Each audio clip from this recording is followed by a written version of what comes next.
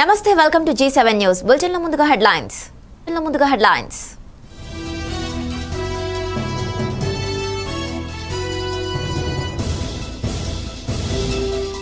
ఉభయ సభలను ఉద్దేశించి ప్రసంగించిన రాష్ట్రపతి, ఆర్థిక సర్వే నివేదికను ప్రవేశపెట్టిన మంత్రి నిర్మలా సీతారామన్.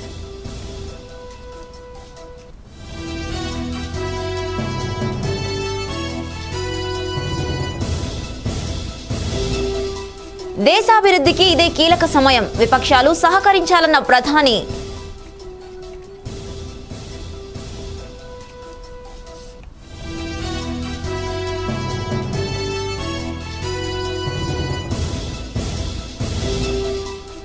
హైదరాబాద్ లో మరో అంతర్జాతీయ సంస్థ, ఇటలీకి చెందిన డ్రిల్ మేక్ తో తెలంగాణ సర్కారు ఒప్పందం.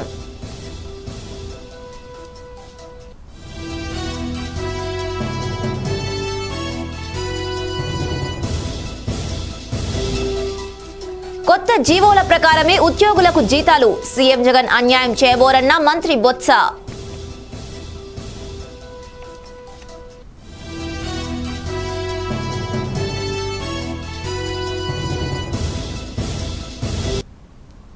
బడ్జెట్ సమావేశాల సందర్భంగా రాష్ట్రపతి రామ్నాథ్ కోవింద్ ఉభయ సభలను ఉద్దేశించి ప్రసంగించారు. స్వాతంత్ర సమరయోధులను స్మరించుకొని ఆయన ప్రసంగాన్ని ప్రారంభించారు. తమ విధులకు ప్రాధాన్యతనిస్తూ భారతదేశ హక్కులను సాధించడంలో సహాయపడిన లక్షలాది మంది స్వాతంత్ర సమరయోధులకు నమస్కరిస్తున్నానని అన్నారు. హెల్త్ కేర్ కు ఫ్రంట్ లైన్ వర్కర్లకు రాష్ట్రపతి రామ్నాథ్ థ్యాంక్స్ తెలిపారు. వ్యాక్సినేషన్ ప్రోగ్రాంతో కోవిడ్-19 ను ఇండియా ధీటుగా ఎదుర్కొన్నారు ఆయన. కేవలం ఏడాది కాలంలోపే రికార్డ్ స్థాయిలో 150 కోట్ల కోవిడ్ వ్యాక్సిన్లు ఉన్నట్లు రాష్ట్రపతి తెలిపారు. అత్యధిక సంఖ్యలో కోవిడ్ టీకా డోసులు ఇచ్చిన దేశాల్లో ఇండియా అగ్రస్థానంలో ఉందని ఆయన అన్నారు. ఆయుష్మాన్ భారత్ కార్డ్ పేదలకు ఎంతో ఉపయోగపడినట్లు ఆయన చెప్పారు. జన్ ఔషధి కేంద్రాల వద్ద తక్కువ ధరలకి మందులు లభ్యం కావడం గొప్ప విషయమన్నారు.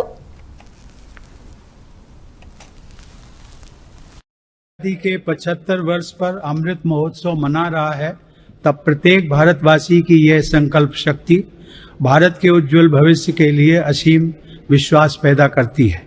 इसी विश्वास के साथ मैं संसद भवन के इस ऐतिहासिक सेंट्रल हॉल से प्रत्येक भारतवासी का अभिनंदन। 75 वर्षों में देश की विकास यात्रा में अपना योगदान देने वाले सभी महानुभावों का भी मैं श्रद्धा पूर्वक स्मरण करता हूँ। अमृत महोत्सव के इस कालखंड में देश की महान विभूतियों से जुड़े विशेष अवसर भी सभी देशवासियों को प्रेरणा दे रहे हैं। गुरु तेग बहादुर जी का 400वां प्रकाश वर्ष पर्व, श्री अरविंदो की 150वीं जन्म जयंती, V.O. चिदम्बरम पिल्लई का 150वां जन्म वर्ष और नेताजी सुभाष चंद्र बोस की 125वीं जन्म जयंती जैसे पूर्ण अवसरों को मेरी सरकार पूरी भव्यता के साथ मना रही है। सरकार ने इस वर्ष से गणतंत्र दिवस समारोह को नेताजी की जयंती पर 23 जनवरी से ही मनाने की शुरुआत की है। मेरी सरकार मानती है कि अतीत को याद रखना तथा उससे सीख लेना देश के सुरक्षित भविष्य के लिए बहुत ही जरूरी है। साहिबजादों के बलिदान की स्मृति में 26 दिसंबर को वीर बाल दिवस की घोषणा एवं 14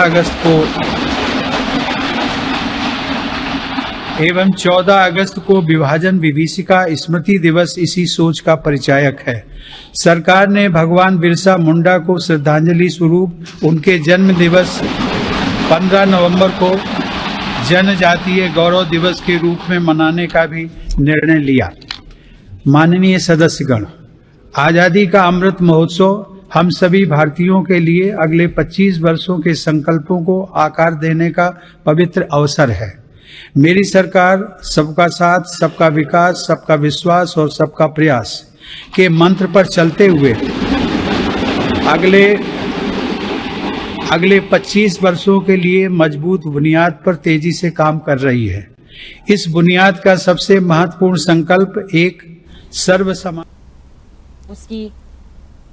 పార్లమెంట్ బడ్జెట్ సమావేశాలకు ఎంపీలందరూ తప్పనిసరిగా హాజరు కావాలని ప్రధాని మోదీ కోరారు. ప్రస్తుత అంతర్జాతీయ పరిస్థితుల్లో మన దేశానికి ఎన్నో అవకాశాలు ఉన్నాయన్నారు. మన దేశం ఆర్థికంగా పుంజుకోవడం, వ్యాక్సినేషన్ కార్యక్రమాన్ని అద్భుతంగా కొనసాగించడం, ఇండియాలో తయారైన కరోనా వ్యాక్సిన్లు వంటి అంశాలతో మన దేశంపై ప్రపంచ దేశాల నమ్మకాన్ని పెంచుతోందన్నారు ఆయన. అందరం కలిసి మన దేశాన్ని ఆర్థికంగా అత్యున్నత శిఖరాలకు చేరుద్దామని పిలుపునిచ్చారు.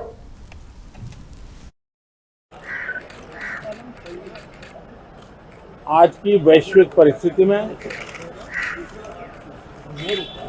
भारत के लिए बहुत अवसर मौजूद है. ये बजट सत्र विश्व में सिर्फ भारत की आर्थिक प्रगति, भारत में वैक्सीनेशन का अभियान, भारत की अपनी खोजी हुई वैक्सीन पूरी दुनिया में एक विश्वास पैदा कर रही है. इस बजट सत्र में भी हम सांसदों की बातचीतें, हम सांसदों के चर्चा के मुद्दे, खुले मन से की गई चर्चा वैश्विक प्रभाव का एक महत्वपूर्ण अवसर बन सकती है. मैं आशा करता हूं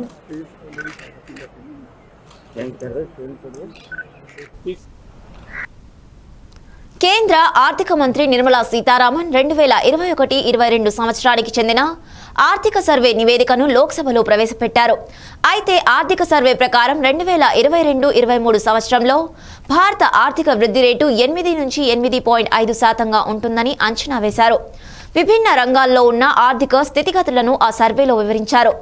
ఆయా రంగాల అభివృద్ధికి చేపట్టిన సంస్కరణల గురించి కూడా రిపోర్టులో వెల్లడించారు. ఎకనామిక్ అడ్వైజర్ నేతృత్వంలోని బృందం ఈ ఆర్థిక సర్వేను తయారు చేసింది. से उपलब्ध करा दी जाएगी. Item number 3 Shrimati Nirmala Sitharaman ji. सदस्यगण, जैसा कि आपको समाचार बाग 2 के माध्यम से पहले ही सूचित किया जा चुका है कि माननीय मंत्री जी द्वारा आर्थिक समीक्षा प्रस्तुत किए जाने के पश्चात उसकी प्रतियां मेंबर्स पोर्टल के माध्यम से उपलब्ध करा दी जाएगी. Item number 3 Shrimati Nirmala Sitharaman ji.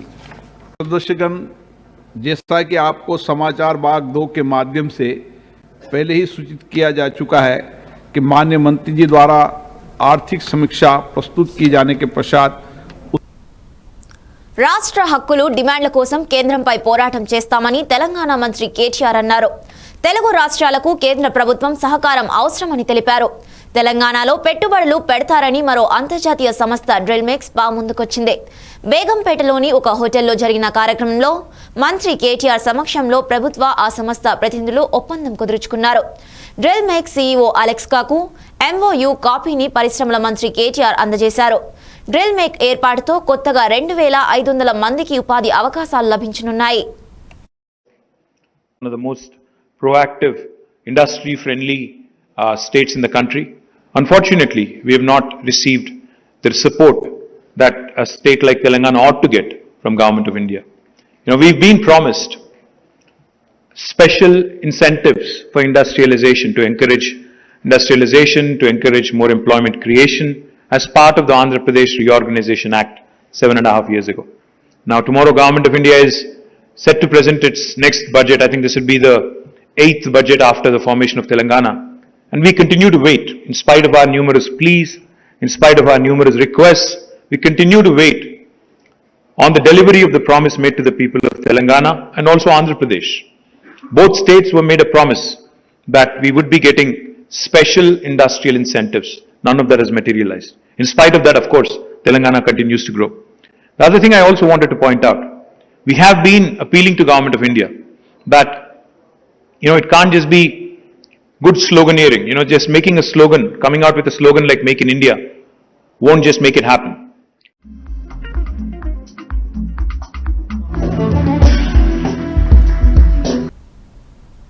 PRC ఇచ్చిన తర్వాత ఉద్యోగులకు కొన్ని సందేహాలు వ్యక్తం చేయడంతో వెంటనే ప్రభుత్వం స్పందించి కమిటీ వేసిందని మున్సిపల్ శాఖ మంత్రి బొత్స సత్యనారాయణ తెలిపారు. సమస్యలపై చర్చకు ఉద్యోగులను ఆహ్వానించామని, అయినప్పటికీ ఉద్యోగులు రాలేదన్నారు. 3 రోజులు ఎదురు చూసినా ఉద్యోగులు రాలేదని, వాళ్లు రాకుండా ద్వితీయ శ్రేణి వాళ్లను పంపారని చెప్పారు. ఇకపై కొత్త జీవోల ప్రకారమే ఉద్యోగులకు జీతాలు అందుతాయన్నారు. ఉద్యోగులు ఏ కోరిక కోరినా సమంజసంగా ఉండాలన్నారు. రాష్ట్ర పరిస్థితిని ఉద్యోగులు అర్థం చేసుకోవాలని సూచించారు. నేను అంటుంది హెచ్ఆర్ఏ అవనివ్వండి, ఫిట్మెంట్ అవనివ్వండి, లేకపోతే ఇంకేదో మట్టి ఖర్చులు అన్నారు, ఇంకోటైతే అన్నారు, అవన్నీ కూడా అవి వాళ్ళు ఏ దృక్పథం ఆలోచిస్తున్నారు. మా అధికారులు వచ్చి జీవోలు ఇష్యూ చేసిన తర్వాత ఏ దృక్పథంతో దాన్ని సస్టైన్ చేశారు అనేది డిస్కషన్ జరగాలి కదా. ఒకవేళ ఏమైనా 60 నుండి ఏమైనా డిస్కషన్ ఉంటే డెఫినెట్గా ముఖ్యమైన దృష్టి తీసుకొద్దాం. సార్ ఇలా మీరు ఇచ్చిన మాట ఇదంట, మీ తాలూకా ఆబ్జెక్టివ్ మీ స్పిరిట్ ఇది, దాన్ని వచ్చి ఈ రకంగా తీసుకున్నారు ఏమని చెప్తాము. లేదు మేము ఇచ్చిన జీవన కరెక్ట్ అయితే ఏమయ్యా మీరు తీసుకుంది మా స్పిరిట్ ఇది, మీరు తీసుకున్న ఉద్దేశం ఇది, దీనివల్ల వచ్చి మీకు ఇబ్బంది లేదు, మీ టేక్ హోమ్ ఇంటికి తీసుకొని డబ్బు తగ్గట్లే కదా, ఎందుకు మీరు ఈ ఉద్దేశం ఎందుకని చెప్పి అడుగుతాం. తప్పే ఉంది. డిస్కషన్ ఇది డైలాగ్ అయితే ఆల్వేస్ బెటర్ కదా. అది ఏంటుంది డైలాగ్ లేకుండా అలాగా తప్పు కదా అది. సార్, ఈ ప్రభుత్వ ఆదేశాలు కాదని ప్రాసెసింగ్ చేయని ట్రెజరీ అధికారులు కానీ పే అండ్ అకౌంట్స్ వాళ్ళకి కానీ చర్యలు ఉంటాయా? అదే కదా అడిగారు సోదరు రెడ్డి చెప్పారు కదా, చర్యలు గవర్నమెంట్ పని చేసుకెళ్ళిపోతున్నది. అవన్నీ మామూలు రొటీన్ అవి ఎవరైనా దాన్ని ఏమంటాము క్రమశిక్షణ దాటిన వాళ్ళు వచ్చి పర్వాలేదు చూసి ఊరుకుంటారు, ఎవరైనా ఊరుకోరు కదా. దాన్ని రొటీన్ అది. అవన్నీ ఇప్పుడు మనం డిస్కస్ చేసి ఉంటాయి. ఉద్యోగాలు తీసేస్తాము, రేపు ఇంటి కూర్చోబెడతాము, డిస్మిస్ చేస్తాము. అలాంటిది ఎందుకు పోస్ట్ మాట్లాడటం అది తప్పు కదా. అది చేయకూడదనే కోరుకుంటాం, చేయమనే కోరుతున్నాం, ప్రాసెస్ చేయమనే కోరుతున్నాం. పని చేయండి రా బాబు మేము రిక్వెస్ట్ చేస్తున్నాం. ఇప్పుడే చెప్పారు 2 రోజులు అయితే 7 వరకు దోస్తారు మీరే. దేనికి జీతాలు వస్తాయి రావని, జీతాలు వస్తాయి రావని చెప్పాను. ఓకేనా?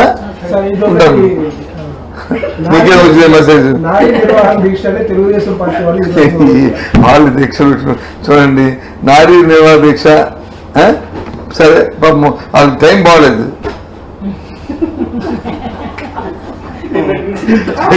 మందికి నీకు టైం బాగలేదు. ఓ పక్క వచ్చి రాజదీక్షలు పెడతారు, ఓ పక్క వచ్చి అత్యాచారాలు చేస్తుంటారు. అత్యాచారాలు చేసిన వచ్చి అలాంటి సమాజం పెట్టుకుంటే ఎవరు రక్షిస్తారు? సో అందుకని వాళ్ళు ఒక మాట అంటున్నారండి, వాళ్ళు యాక్సెప్ట్ చేస్తున్నారు, అతను మా పార్టీ వాడే, అందుకే మేము సస్పెండ్ చేశాము, మిమ్మల్ని కూడా డిమాండ్ చేస్తున్నాము 21 రోజుల్లో మీరు అతన్ని దిశ ఎందుకు ప్రభుత్వం చట్టం చెప్పాలండి, చట్టం దాని మీద తీసుకెళ్ళిపోద్ది. అది చెప్పాలా? అది చెప్పిన మేము వెయిట్ చేస్తామా? అదే మా దశ నిర్దేశించలేదు. మాకు తెలియదు ప్రభుత్వం ఎవరు తప్పు చేసే నేర శిక్ష మాకు తెలియదు. ఇవన్నీ ఏంటి కానీ పాపం తెలుగుదేశం టైం బాగుంది. వ్యవసాయ చట్టాల రద్దు సందర్భంగా కేంద్ర ప్రభుత్వం దేశ రైతాంగానికి ఇచ్చినటువంటి హామీలను విస్మరించినందుకు నిరసనగా రైతు సంఘాలు దేశవ్యాప్త పిలుపు మేరకు పిడుగురాళ్ల బ్యాంక్ సెంటర్లో రైతు సంఘాల ఆధ్వర్యంలో భారీ నిరసన కార్యక్రమం నిర్వహించడం జరిగింది. ఈ సందర్భంగా రైతు సంఘం జిల్లా కార్యదర్శి ఏపూరి గోపాలరావు మాట్లాడుతూ డిసెంబర్ 9వ తేదీ కేంద్ర ప్రభుత్వం రాతపూర్వకంగా రైతు సంఘానికి ఇచ్చినటువంటి హామీలు, సంవత్సరం కాలంగా జరిగినటువంటి రైతాంగ పోరాటంలో చనిపోయిన రైతులకు నష్టపరిహారం చెల్లిస్తామని, మరియు అన్ని రాష్ట్రాల్లో అక్రమంగా పెట్టిన కేసులు ఎత్తివేస్తామని, గిట్టుబాటు ధర కోసం వ్యవసాయ శాస్త్రవేత్తలు రైతు సంఘాలు ప్రభుత్వంతో కమిటీ ఏర్పాటు చేసి చట్టం చేస్తానని ప్రభుత్వం వీటన్నింటినీ తుంగలోకి తొక్కి రైతాంగానికి తీరని ద్రోహం చేసిందన్నారు. అదేవిధంగా రైతుల ప్రాణాలు బలిగొన్న కేంద్ర మంత్రి ఆశీస్ మిశ్రాను నేటికి తొలగించకుండా కొనసాగించడం దారుణమన్నారు. కావున ఇప్పటికైనా రైతులకు ఇచ్చిన హామీలు నెరవేర్చాలని, లేకుంటే రాబోయే కాలంలో కేంద్ర ప్రభుత్వానికి బుద్ధి చెబుతామని హెచ్చరించారు. ఈ కార్యక్రమంలో రైతు సంఘం నాయకులు సుబ్బయ్య, భూలక్ష్మి, రైతు కూలీ సంఘం నాయకులు రాంబాబు, సుధాకర్, యువ నాయకులు తేకలపల్లి సీను, బత్తుల వెంకటేశ్వర్లు, రామారావు తదితరులు పాల్గొన్నారు.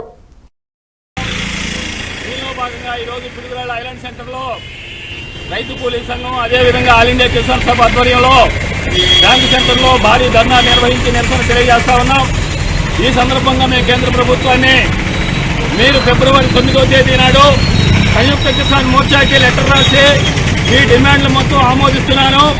ఈ పోరాట కాలంలో చనిపోయినటువంటి రైతులు మొత్తానికి కూడా వాళ్ళకి నష్టపరిహారం వాళ్ళ కుటుంబాలను ఆదుకునే దానికోసం చెల్లిస్తామన్నారు. రైతు సంఘాల ఆధ్వర్యంలో నిరసన విద్రోహ దినం పాటిస్తున్నామనేది తెలియజేస్తా ఉన్నాం. అదేవిధంగా మోడీ గారు ఈ రోజు మేము చెప్తా ఉన్నాము, రైతాంగానికి వ్యవసాయం గిట్టుబాటు కావాలనంటే స్వామినాథన్ సిఫార్సులు అమలు చేయాల్సిందే. మీరు 2014 ఎన్నికలకు ముందు మేము ఖచ్చితంగా స్వామినాథన్ సిఫార్సులు అమలు చేస్తాము. అనంతపురం జిల్లా హిందూపురం మున్సిపల్ కార్యాలయంలో అత్యవసర కౌన్సిల్ సర్వసభ్య సమావేశం ఏర్పాటు చేశారు. హిందూపురంను జిల్లా కేంద్రంగా ప్రకటించాలని మున్సిపల్ చైర్పర్సన్ ఇంద్రజ అధ్యక్షతన ఏకగ్రీవంగా తీర్మానించారు. హిందూపూర్ పార్లమెంట్ నియోజకవర్గం కాదని సత్యసాయి జిల్లాగా పుట్టపర్తి ప్రకటించడం ప్రజలకు తీవ్ర ఇబ్బందులను గురిచేసిందని వారు తెలిపారు. హిందూపురం ప్రాంతాన్ని జిల్లా కేంద్రంగా ప్రకటించాలని వైసీపీ కౌన్సిలర్ శివ డిమాండ్ చేశారు. ప్రజలందరి యొక్క అభిప్రాయం నూతన జిల్లాల ఏర్పాటుకు సంబంధించి పార్లమెంటరీ కేంద్రాలుగా నూతన జిల్లాల ఏర్పాటుకు సంబంధించి ప్రతిపాదన తీసుకొచ్చిందో సత్యసాయి బాబా జిల్లాగా మా హిందూపురం వివిధ రకాల్లో వివిధ స్థాయిలో ఉద్యమాలు చేయడం జరుగుతుంది. మా స్థానిక ఎమ్మెల్యే ఇప్పటి వరకు మాకు అనిపించలేదు.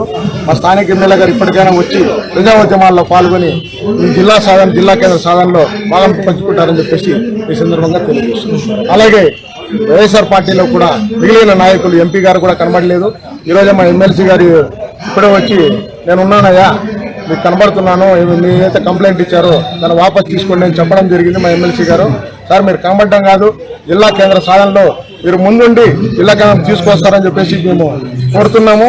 అలాగే ఏదైతే నామినేటెడ్ పదవులు పొందిన మా ఊర్లో సంబంధించిన నామినేటెడ్ పదవులు పొందిన వాళ్ళు ఉన్నారో వాళ్ళంతా తక్షణం రాజీనామా చేసి వైసీపీ పార్టీలో వాళ్ళు అందరూ కూడా ఉద్యమ కార్యాచరణ ముందు కావాలని చెప్పేసి ఈ సందర్భంగా కోరుతున్నాం. సిద్దిపేటలో దోపిడీ దొంగలు తుపాకీ కాల్పులతో బీభత్సం సృష్టించారు. ఒక కార్ డ్రైవర్పై కాల్పులు జరిపి 43 లక్షలు దోచుకెళ్లారు. సబ్ రిజిస్టర్ కార్యాలయానికి వచ్చిన వారిని లక్ష్యంగా చేసుకుని కాల్పులు జరిపారు. ఒక దుండగుడు కారు అద్దాలు పగలగొట్టి డ్రైవర్పై కాల్పులు జరిపాడు. అనంతరం నగదు ఉన్న బ్యాగును తీసుకుని అప్పటికే బైక్పై సిద్ధంగా ఉన్న మరో దుండగుడితో కలిసి పరారయ్యాడు. డ్రైవర్ పరశురాం కాలిపై బుల్లెట్ గాయాలయ్యాయి. అతన్ని ఆసుపత్రికి తరలించారు. నిందితులను పట్టుకునేందుకు 15 బృందాలతో గాలింపు జరుపుతున్నామని సిపి శ్వేత వెల్లడించారు. సిద్దిపేట పట్టణంలోని సీసీటీవీ ఫుటేజ్ ని పరిశీలిస్తున్నామన్నారు. నేను ఎక్స్ సర్పంచ్ దొమ్మాట చేర్యాల మండలం, మాజీ market committee vice chairman Cheryala. నేను ఉండేది రెసిడెన్స్ ఏమో నాది హౌసింగ్ బోర్డులోనే ఇల్లు. అయితే నేను హౌసింగ్ బోర్డు మెయిన్ రోడ్లో ఒక ప్లాట్ అమ్ముకున్నాను. నేను అమ్ముకుని సుమారు 2 నెలలు 15 రోజులు అవుతుంది అమ్ముకుని కూడా. శ్రీధర్ రెడ్డి అని చెప్పేసి గుడికందులు అతను ఉన్నాడు టీచరు. ఆయన నాకు అమ్మిండు, కొంత 1/4 డబ్బులు ఇచ్చిండు. ఈరోజు రిజిస్ట్రేషన్ ఉండే. అతను శ్రీధర్ డాక్యుమెంట్ రైటర్ అని ఒక రైటర్ దగ్గరికి రమ్మంటే అక్కడికి పోయాను. ఆ డాక్యుమెంట్ రైటర్ దగ్గర నాకు డబ్బులు కట్టాడు. 43,50,000 డబ్బులు కట్టాడు. ఆ డబ్బులు లెక్క పెట్టుకుని నేను ఒక స్కూల్ బ్యాగ్, ఎర్ర స్కూల్ బ్యాగ్ ఉండే, ఆ స్కూల్ బ్యాగులు పెట్టాను. పెట్టి ఆ బ్యాగ్ తీసుకొచ్చేసి నా కార్లో మా డ్రైవర్ను కార్లో ఇచ్చి డ్రైవర్ను కూర్చోమని చెప్పాము. ఆ డ్రైవర్ కార్లో కూర్చుంటే నేను లోపలికి పోయి సంతకం పెట్టి రిజిస్ట్రేషన్ సంతకం పెట్టేసి వస్తానన్నాను. ఆ అబ్బాయి బ్యాగ్ పెట్టుకొని లాక్ వేసుకొని కార్లో కూర్చున్నాడు ఇన్నోవల. ఇంతలో ఒక అతను ఇక్కడ వెనుక పల్సర్ బైక్ మీద ఉండి ఒక అతను డ్రైవర్ దగ్గరకు వచ్చి డ్రైవర్ సైడ్ రైట్ సైడ్ ఉన్నటువంటి డోర్ బ్రేక్ చేసిండు. అద్దం బలగొట్టిండు. పలగొడితే అబ్బాయి ఏం చేసిండంటే అద్దం పలగొట్టేసరికి బండి స్టార్ట్ చేసి మూవ్ చేసిండు. ఎవరో డబ్బులు కొట్టడానికి వచ్చాడు. ఒక 10 అడుగులు కారు ముందుకు జరిగింది. ఆ లోపే వచ్చిన అతని చేతిలో గన్ను ఉందట. ఆ గన్ను తోటి డ్రైవర్కి ఎడమ సైడ్ కాలు మీద కాల్చి ఆ బ్యాగ్ ఇంకొక అతను లెఫ్ట్ సైడ్ నుంచి వచ్చిందట. ఇద్దరు కలిసి ఆ బ్యాగ్ ఎత్తుకొని నంబర్ లేని బండి మీద పరారైపోయింది. వెంటనే మేము పోలీసు వాళ్ళకు ఫోన్ చేయడం జరిగింది. వాళ్ళు ఇమీడియట్ వచ్చి అంతా పరిశీలన చేస్తున్నారండి. అబ్బాయిని అమౌంట్ 43,50,000. అనుమానం అంటే ఇక అమ్మినాయన తప్ప ఏం లేదు. అమ్మినాయన నాకు కొంచెం ఈ ప్లాట్ విషయంలో కొంచెం ఇబ్బంది అయింది. ఏంటంటే సార్ కొన్నాడు, తర్వాత నాకు ప్లాట్ వద్దన్నాడు, క్యాన్సిల్ చేసుకుంటా అన్నాడు. ఆ తర్వాత సెట్ బ్యాక్ కొని తీయమన్నాడు. విజయవాడ బాలిక ఆత్మహత్య ఘటన పట్ల హోంమంత్రి మేకతోటి సుచరిత విచారం వ్యక్తం చేశారు. టీడీపీ నేత వినోద్ జైన్ లైంగిక వేధింపులు తాళ్లేక బాలిక ఆత్మహత్య చేసుకుందన్నారు. బాలిక భవనం మీద నుండి దూకి ఆత్మహత్య చేసుకోవడం మనసును కలిచివేసిందన్నారు. వినోద్ జైన్ ఎంత దారుణమైన లైంగిక వేధింపులకు గురి చేశాడో, మానసిక వేదనకు గురి చేశాడో బాలిక ఆత్మహత్యను బట్టి అర్థమవుతోందన్నారు. నిందితుడిపై కఠిన చర్యలు తీసుకోవాలని పోలీస్ ఉన్నతాధికారులను ఆదేశించామన్నారు. బాధిత బాలిక కుటుంబ సభ్యులకు న్యాయం జరిగేలా చూస్తామని మంత్రి హామీ ఇచ్చారు. ఆ కుటుంబానికి అన్ని విధాలుగా అండగా ఉంటామన్నారు. విధానాన్ని దిబ్బినటువంటి మేమేమో ఈ నేరం జరగలేదు అనగా మీకు కలగాలని చెప్పేసి మీరు వాటినన్నింటినీ కూడా సద్వినియోగం చేసుకోమని కూడా కోరుతా ఉన్నాం. వాస్తవానికి మేము హోమ్ ఐసోలేషన్లో ఉండడం వల్ల ఆ పాపను పరామర్శించలేకపోయాము. కానీ గౌరవ ముఖ్యమంత్రి గారు పూర్తి స్థాయిలో ఆ యొక్క నిందితుడికి కఠిన చర్యలు తీసుకోవడం జరుగుతుంది. అదే దాదాపుగా 2 లక్షల పైచిలకు ఎవరైతే మహిళల మీద నేరాలు చేస్తున్నటువంటి నేరస్తులు ఉన్నారో వాళ్ళకు సంబంధించినటువంటి సమాచారాన్ని కూడా మనం నిక్షిప్తం చేయడం జరిగింది పోలీస్ స్టేషన్స్లో. అంతేకాకుండా మనకు ఏ విధమైనటువంటి ఇబ్బంది కలిగినా కానీ, ఎవరైనా ఈవ్టీజింగ్ చేసినా, లేదంటే ఇంకొక రకంగా ఇబ్బంది పెట్టినా కానీ, లేదంటే మనకు సోషల్ మీడియాలో ఇబ్బందులకు గురి చేస్తున్నా కానీ, ఏ రకమైనటువంటి ఇబ్బందులకు గురి అవుతున్నా కానీ మనం వెంటనే పోలీసుల సహకారాన్ని తీసుకోవడానికి ఈ యొక్క దిశ యాప్ మనకు ఎంతో ఉపకరిస్తుంది. గతంలో లేని విధంగా మన యొక్క రాష్ట్రంలో నేరాలు జరిగితే మనకు ఛార్జ్ షీట్ వేసేటువంటి పరిస్థితి గతంలో ఎన్ని రోజులు తీసుకునేదంటే దాదాపు 200 రోజులకు పైబడి ఒక ఛార్జ్ షీట్ వేయడానికి సమయం పట్టేది. కానీ ఇప్పుడు కేవలం మనకు ఆ యొక్క నేరాన్ని బట్టి 60 రోజుల్లోపే మన యొక్క పోలీసులు ఛార్జ్షీట్ దాఖలు చేస్తూ ఉన్నారు. ఇది దేశంలో ఉన్నటువంటి అత్యుత్తమమైనటువంటి వ్యవస్థగా కూడా మన పోలీసు వ్యవస్థని జాతీయ స్థాయిలో కూడా గుర్తింపు తీసుకురావడం జరిగింది. ఎందుకంటే మనకు ఛార్జ్షీట్ దాఖలు చేసేటువంటి రాష్ట్రాల్లో నేషనల్ యావరేజ్ కంటే కూడా మనము 40% ముందడుగు వేయడం జరిగింది. ప్రభుత్వం స్పందించి హిందూపురం జిల్లాగా ప్రకటించాలని పేర్కొన్నారు. అనంతరం లేపాక్షి మెయిన్ రోడ్ నుండి తహసీల్దార్ కార్యాలయం వరకు ర్యాలీగా వెళ్లి తహసీల్దార్కు వినతి పత్రాన్ని సమర్పించారు. ఈ కార్యక్రమంలో అఖిలపక్షం నాయకులు అంబికా లక్ష్మీనారాయణ, బాలాజీ మనోహర్, కేవి చలపతి, రమేష్ రెడ్డి, డిఈ రమేష్ కుమార్, ఆకుల ఉమేష్, ఓపీడీఆర్ శ్రీనివాసులు, ఉమర్ ఫారూక్, చారుకీర్తి, కొలుకుంట్ల అంజినప్ప, లేపాక్షి మండల కన్వీనర్లు జయప్ప, రామాజీ గణేష్, రాంప్రసాద్ ఆదిమూర్తి, దేమకేతేపల్లి అంజినప్ప, రంగారెడ్డి, దుర్గా నవీన్, అనూనుల్లా, నవీముల్లా, జమీల్, యూనస్, మాజీ ఎంపీపీ ఆనంద్ కుమార్, మాలక్క, యువ నాయకులు సిద్ధార్థ్, రవితేజారెడ్డి, నవీన్, అభి భార్గవ్, చింటూ, డైమండ్ బాబా, నజీర్ అహ్మద్, చక్రవర్తి తదితరులు పాల్గొన్నారు.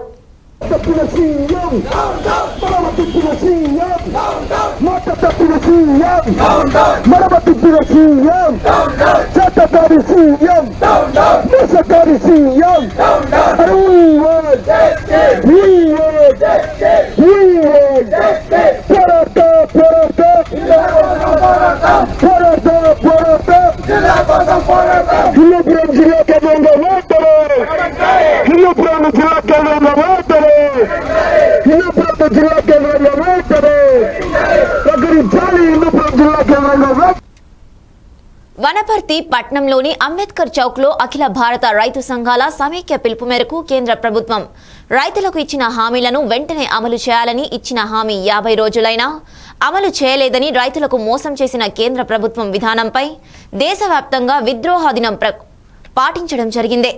అందులో భాగంగా వనపర్తి పట్నంలో తెలంగాణ రైతు సంఘం, తెలంగాణ వ్యవసాయ కార్మిక సంఘం, CITU, AITUC, AFTU, SFI, DYFI, KVPS ఇతర ప్రజా సంఘాల ఆధ్వర్యంలో నిరసన కార్యక్రమం నిర్వహించడం జరిగింది. ప్రధానంగా కేంద్ర ప్రభుత్వం రైతులకు వ్యతిరేకంగా 3 వ్యవసాయ చట్టాలు తెస్తే ఈ చట్టాలు రద్దు చేయాలని గత సంవత్సరం పాటు పెద్ద ఎత్తున రైతు సంఘాల ఆధ్వర్యంలో సమశీలమైన పోరాటాలు నిర్వహించడం జరిగింది. ఈ పోరాటానికి తలవక్కి కేంద్ర ప్రభుత్వం ఈ రైతు చట్టాలను ఉపసంహరించుకుంటామని భారత ప్రజలందరికీ క్షమాపణ చెప్తున్నామని చెప్పాల్సిన పరిస్థితి వచ్చింది. కానీ చట్టాలు రద్దు చేసుకున్నారు.